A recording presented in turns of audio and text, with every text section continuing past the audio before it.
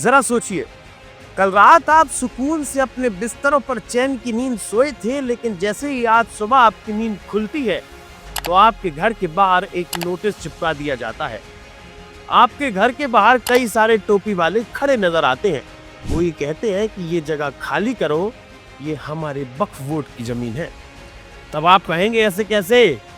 हमारे दादा आज से 40 साल पहले यहाँ घर बना के गए थे।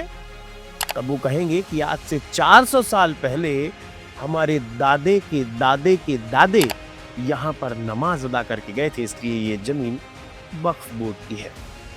फिर आप कहेंगे कि हम साहब कोर्ट के दरवाजे खटखटाएंगे। तब वो ये कहेंगे कि भले ये देश लोकतांत्रिक देश है, लेकिन यहाँ पर कोर्ट के फैसले नहीं चलते। बिल्कुल ये स्थिति ना बने जिसके चलते हुए वक्फ अमेंडमेंट बिल आने वाला है। नमस्कार, मैं आशुतोष भार्गव, आप देख रहे हैं आयुध।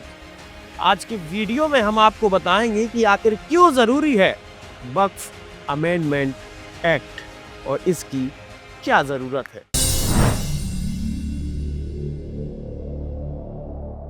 साहब, वक्फ एक ऐसा बदतमीज लड़का है कि पहले आपका सामान छुड़ाता है और जब आप उससे कुछ कहते हैं तो जोर जोर से रोने लगता है, हाथ पैर पटकने लगता है। ये एक ऐसी खाज है कि इस खाज को जितना ज्यादा खुजाया जाए वो उतनी ज्यादा बढ़ती है और आगे चलकर वो एक बड़ी समस्या बन जाती है। अब हम बात करेंगे कि आखिर ये खाज मतलब वक्फ की शुरुआत कहां से हुई।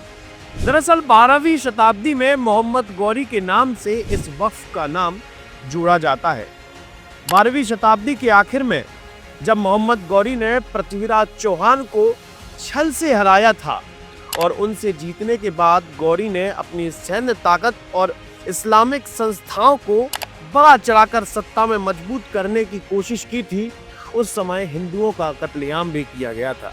मोहम्मद गौरी ने मुसलमानों की शिक्षा और उनकी इबादत के लिए मुल्तान की जामा मस्जिद के लिए 2 गांव दान किए थे। अब जरा आसान भाषा में समझते हैं। दरअसल वक्फ प्रॉपर्टी वो प्रॉपर्टी है जो अल्लाह के नाम पर दान की जाती है और उस दान प्रॉपर्टी का मालिक अल्लाह होता है, लेकिन उस प्रॉपर्टी का रखरखाव वक्फ बोर्ड करता है। दरअसल ये संस्था उस संपत्ति से जुड़े सारे कानूनी काम को संभालती है, जैसे उसे बेचना, खरीदना, किराए पर देना, उससे प्रॉफिट कमाना, उससे रेवेन्यू जनरेट कराना। और अगर किसी व्यक्ति ने एक बार अपनी प्रॉपर्टी वक्फ में दे दी, फिर वो उसे वापस नहीं मिलती। वक्फ बोर्ड जो चाहे उस प्रॉपर्टी का उपयोग कर सकता है। अब जरा देखा जाए कि भारत के आजाद होने के बाद ये वक्फ कानून में कैसे आया। दरअसल सन 1950 को जब देश का संविधान लागू किया गया था, उस दौरान संविधान के किसी भी पन्ने में, किसी भी पंक्ति में वक्फ का जिक्र नहीं है। लेकिन सन 1954 में तत्कालीन प्रधानमंत्री पंडित जवाहरलाल नेहरू ने पहली बार वक्फ एक्ट पास किया था, जिसके बाद वक्फ एक्ट की ताकत और ज्यादा बढ़ जाती है जब उसमें सेक्शन 40 जोड़ दिया जाता है। इसका मतलब यह है कि अगर आज से 400 और 500 साल पहले उस जगह पर किसी भी तरह की मुस्लिम प्रैक्टिस की गई हो, मतलब अगर वहां एक बार नमाज पढ़ी गई हो, वहां एक बार हरे चादर बिछाकर धूप बत्ती लगा दी गई हो, अगर वहां पर किसी पत्थर को हरे रंग से पोत दिया गया हो, तो वो जमीन भी वक्फ बोर्ड की हो जाएगी और आप सिर्फ देखते रह जाएंगे। अब आप कहेंगे साहब कि उनकी जमीन है, वो अपना अधिकार ले सकते हैं।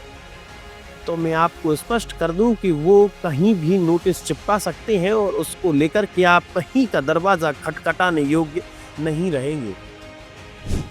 आपने डिस्ट्रिक्ट कोर्ट से लेकर हाई कोर्ट और हाई कोर्ट से लेकर सुप्रीम कोर्ट तक वक्फ बोर्ड के फैसले को नकार नहीं सकता।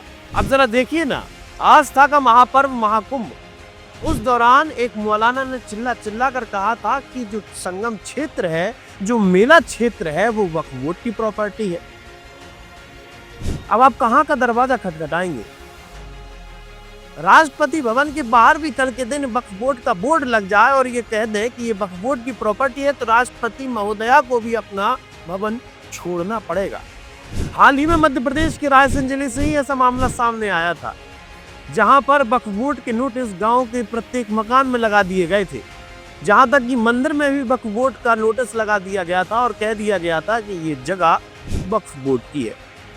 काफी माथापच्ची हुई थी जब लोगों ने कहा कि साहब ये मंदिर तो 200 साल पुराना है, लेकिन जिन्होंने ये नोटिस भेजा है वो आज से 50 साल पहले यहाँ से जा चुकी हैं। अब समस्या तो है साहब, कल के दिन आप ही के मंदिर के सामने आकर नोटिस चिपका दिया जाएगा और कह दिया जाएगा कि मंदिर नहीं, ये तो हजरत साहब की मस्जिद है। कल के दिन आप ही के खलियान के सामने आकर नोटिस चिपका दिया जाएगा और कह दिया जाएगा कि ये खलियान तो इकबाल साहब का है। आप कहेंगे कि हमारी दादी ने रजिस्ट्री कराई है, तो क्या बेवकूफ थे? लेकिन ऐसा ही है, जिसके चलते वक्फ अमेंडमेंट बिल पेश होने वाला है। अगर देखा जाए तो देश में तीसरे नंबर की सबसे ज्यादा प्रॉपर्टी है तो वो है वक्फ। सबसे पहले भारतीय रेल, दूसरे नंबर पर भारतीय सेना और तीसरे नंबर पर आपका वक्फ बोर्ड। वक्फ बोर्ड के पास लगभग 9.4 लाख हेक्टेयर जमीन है, जिससे उसे साल भर का 200 करोड़ रुपए से ज्यादा का रेवेन्यू हासिल होता है। 200 करोड़ रुपए की रेवेन्यू जनरेशन होने के बाद भी साहब मांगते रहेंगे, भीख मांगेंगे कि हमें अपने प्रॉपर्टी के मेंटेनेंस के लिए इतना करोड़ रुपए चाहिए, और सरकारें उन्हें लगभग 100-150 करोड़ रुपए तो यूं ही दान दे देती है। अगर वक्फ अमेंडमेंट बिल पास हो जाता है तो कौन कौन से बदलाव हो जाएंगे? सबसे पहला, सेक्शन 40 में रीजन टू बिलीव के तहत अगर वक्फ बोर्ड किसी प्रॉपर्टी पर दावा करता है तो उस जमीन पर दावा करने वाला सिर्फ ट्रिब्यूनल में ही अपील कर सकता है। कुल मिलाकर पहले ये होता था कि आरोपी भी वही, फरियादी भी वही और इंसाफ करने वाला भी वही। अगर कोई वक्फ एक्ट प्रॉपर्टी के खिलाफ अपनी आवाज उठाना चाहता है तो उसे वक्फ बोर्ड में ही अप्लाई करना पड़ेगा, पिटीशन दायर करनी पड़ेगी। मतलब आपकी समस्या का निराकरण जीवन में कभी होना ही नहीं है। अगर देखा जाए तो अभी तक 58,000 से ज्यादा केस पोर्टल पर रजिस्टर्ड है, जिनमें से 13,000 लगभग अलग अलग प्रदेशों के बोर्ड में शिकायतें रजिस्टर्ड की गई हैं।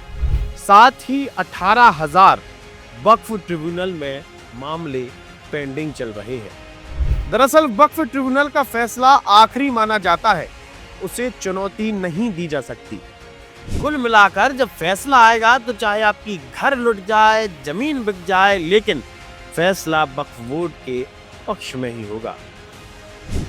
लेकिन अब से ये स्थिति बदल चुकी है और अब वक्फ बोर्ड ट्रिब्यूनल के फैसले के खिलाफ हाई कोर्ट में अपील की जा सकती है, जिसके बाद अगर किसी जमीन पर मस्जिद बनी हो या फिर इस्लामिक प्रैक्टिसेस वहां की जा रही हो तो वो बॉडी या वो जगह ऑटोमेटिक वक्फ बोर्ड की हो जाएगी।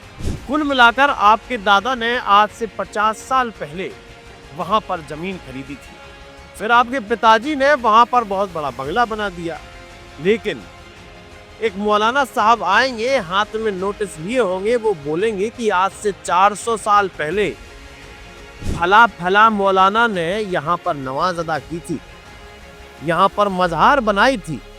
साहब ये बंगला तो हमारा है, मतलब वक्फ की प्रॉपर्टी है, और आपको वो जमीन जो कि आपके दादा परदादा पिताजी ने मेहनत से खरीदी थी उसे छोड़ना होगा। लेकिन अब संशोधन के बाद जब तक किसी ने वक्फ को दान में जमीन नहीं दी हो, उस पर भले ही मस्जिद क्यों ना बनी हो, वो वक्फ की प्रॉपर्टी नहीं हो सकती।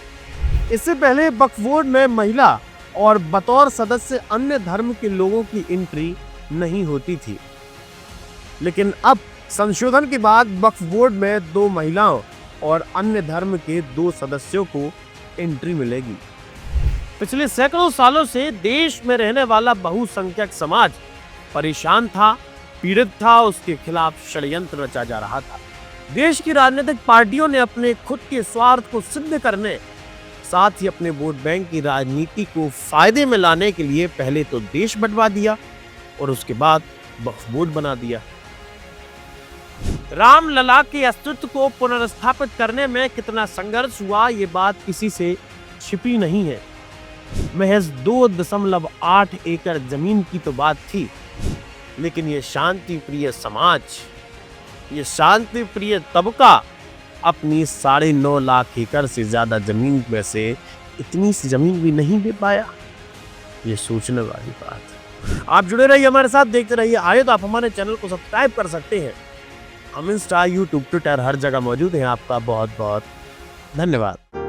लगातार जुड़े रहने के लिए आयुध को सब्सक्राइब जरूर करें।